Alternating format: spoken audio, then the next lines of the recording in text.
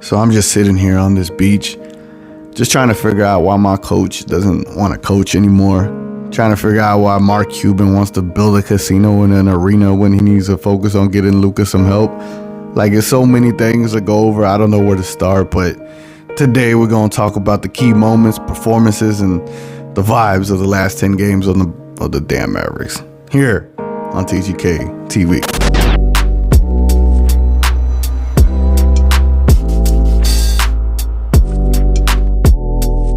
What's up, guys, and welcome back to TGK TV. Today we're going to kick off part 3 to Mavs in 10, and we ended off against the Golden State Warriors to end the 20th game for part 2, and we ended that video with a win, and we started part 3, our next set of 10 games against the Detroit Pistons, and that game was the Killian Hayes breakout come out party game that everyone expected. It was one of those games where it really made no sense as to why the Dallas Mavericks lost to the Detroit Pistons without Cade Cunningham. They just, it's one of those things that by the time we get to the end of this part 3, the whole pushing mediocrity, the whole coaching aspect of this team, the whole underperforming, underachieving, underwhelming is going to come to fruition. But before we get to that, let's just finish off this Detroit Pistons game. So again, the Detroit Pistons were not a great team, are going to be a lottery team, and yet the Mavericks have full strength. Found a way to lose this game in overtime, 131 to 125. I was beyond livid at this time because we had just beat the Golden State Warriors in a really good game, really good game, and we come out there and we perform with a big dud. Game 2 of this next set of 10 games was against the New York Knicks for the Mavericks to finally be matched up against Jalen Brunson to get some payback. And this game also was the beginning of a breakout party for Tim Hardaway Jr. Now, he was performing pretty good the last 2 games, but in this game in particular, he went off as if he was prime time Klay Thompson or something. It was a crazy game because early on, the Knicks had a big time lead on us, and for some reason in the second half, I don't know what was said in the locker room, but it must have been good coaching because the Mavericks came out on fire with something to prove, and they did not let up. I think they went on a 17-0 run on the New York Knicks. It was extremely impressive, and the Mavericks seemed to right or wrong against the Detroit Pistons and make a right, finally beating the New York Knicks, and we're like, all right, we might be on to something here. The next game is the Dallas Mavericks versus the Phoenix Suns, and we all wanted some get back. At this point, we were like, dang, we beat the Warriors. We lost to the Pistons, but we beat the Knicks. Like, there's got to be a way we could beat the Suns. And this week in particular, it was a tough week because you had the Suns, you had the Nuggets, you had the Bucks, and then you had the Bulls to end off this week. So it looked like a really good 1-3 potential, 0-4 potential type of week with so many back-to-backs. But the Mavericks put the pedal to the metal against the Suns and kept Devin MVP Booker at bay, and he wasn't able to produce much of anything in that game. And the Mavericks were able to walk away with this win, a 130 to 111 win. It was more the same as to what we expect from these Mavericks versus these Suns. And the Mavericks did their thing and got a big win. And now all of Mavs Nation, including myself, are like, are we turning the corner? Did we find something? I think we did. So the very next night, it is the Dallas Mavericks traveling to the Denver, Colorado, up in the Rockies to take on the Nuggets and Nikola Jokic and Jamal Murray and Aaron Gordon and all those guys. What a game that was. That had to probably be the game of the year just because of how back and forth it was. But it came down to one crucial possession. Besides the Mavs blowing a little bit of a lead, Luka found Dodo wide open for a 3 to take the lead, and they were able to come out of this game with a 1-point victory, a 116-115 victory. Very impressive. And at this point, we're like, all right, I think the Mavericks are actually here. The Mavericks are actually about to turn this around. So they had started this part 3, the next set of 10 games, as in 3-1. 3-1 to start the 10 games. I'm like, we might be able to go 7-3 on this set of 10. Unfortunately, the next game comes up, and our next opponent was the Milwaukee Bucks. Now in this game, Luka Doncic had one of those moments, including a moment from Josh Green and moments from Spencer Dinwiddie. It was literally a dunk off by the Dallas Mavericks, and the vibes, man, during the game, the vibes were so amazing during this game because everything was looking great. However, there's this thing called free throws that just was rearing its ugly head during this game, right? The Mavericks have a lead. They're performing really good. They find a way to get Giannis fouled out of the game, and everything is looking like we're on the up. We get to a situation where when Giannis fouled out, he fouled Tim Hardaway Jr., and Tim Hardaway Jr. went to the line for 3 free throws. All he had to do is literally make one, maybe make 2, and we're in a position to win a game.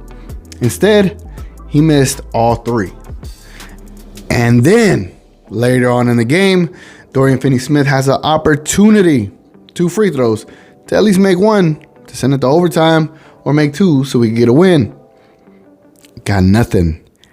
5 crucial free throws at the end of the game, and it ended up resulting in Luka having to heave a last-second shot like he's been doing all year and making none of them, and he shot another last-second heave and made nothing, and the Mavericks lost 106-105 when it should have been clearly a big-time win for the Mavericks, and they would have been 4-1 going into this next stretch of games. However, we had 2 back-to-backs in 1 week, and the next night we had to go to Chicago against the Bulls. And boy, I don't even want to touch on this game because I turned it off at halftime. It was one of the ugliest things I've ever seen, but at least Jaden Hardy got some run. And the Mavericks lost 115-144 against the Chicago Bulls. And now we are 3-3 going into this stretch of 10 games. Just so disappointing and so on point with mediocrity. We then get to the Mavericks versus the Thunder. This is another game where Shai Gilgeous-Alexander just goes off. The man's a superstar, but the Mavericks had enough firepower to hold them off with a 121-114 victory. Nothing special to write about this game. It's hardly memorable. The next game, the Dallas Mavericks take on the Cleveland Cavaliers, and this game, basically what it did is it exposed a lot of our weaknesses. It was embarrassing to watch. Luka mugged and looked off. Mark Cuban didn't give a high five to Dwight Powell, but probably because he was mugging Mark Cuban for the team that he given him. It was a bad game. The vibes were horrible.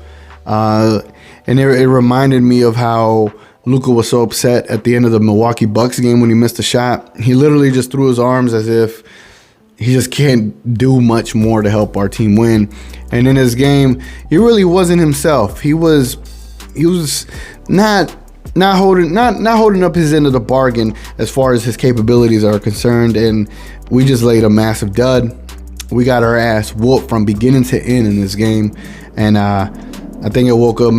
I do think it woke the Mavericks up for the next game. But yeah, what an L that we took by the Cavaliers. So now we are 4-4 going into the final 2 games, which the next game was against the Portland Trail Blazers. The Mavericks end up finding a way to beat the Portland Trail Blazers. These games are always just a shootout. There's no defense played whenever the Trail Blazers or the Mavericks play.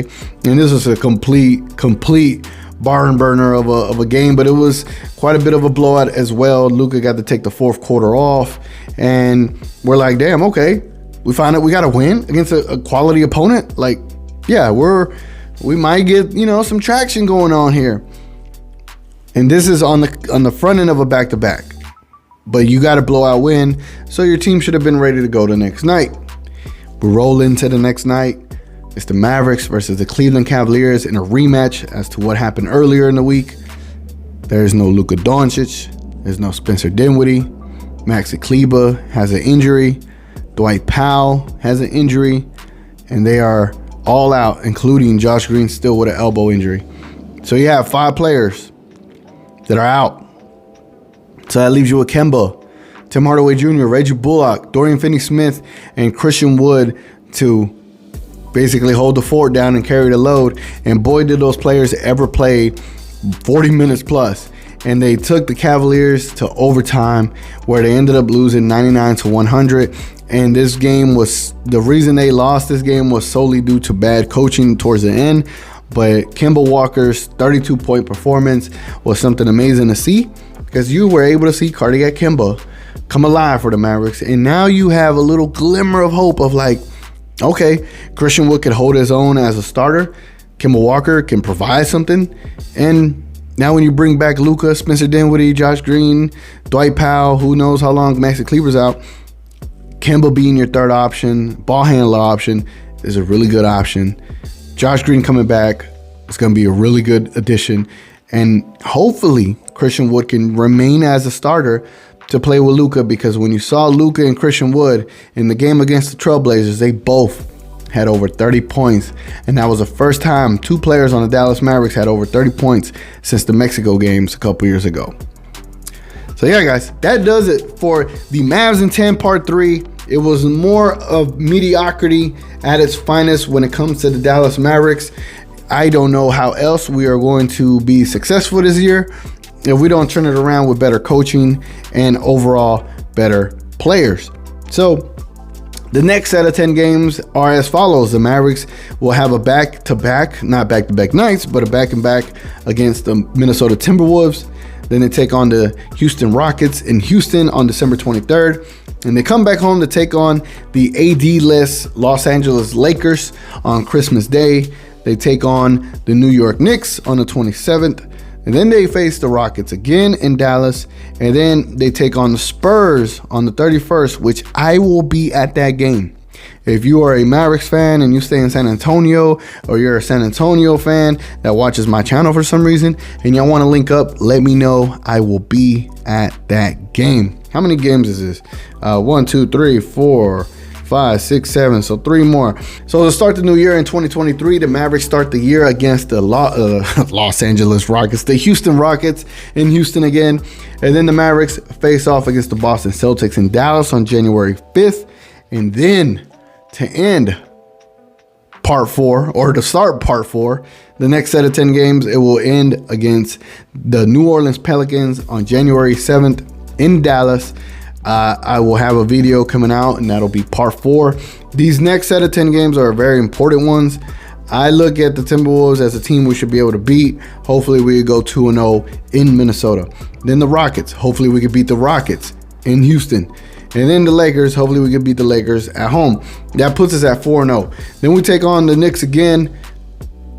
Brunson should not beat us in Dallas. I hope he doesn't. That way we could go 5-0. Mavericks then go 5-0, right? Then we got the Rockets again. Hopefully they can beat the Rockets, because they are a trash team.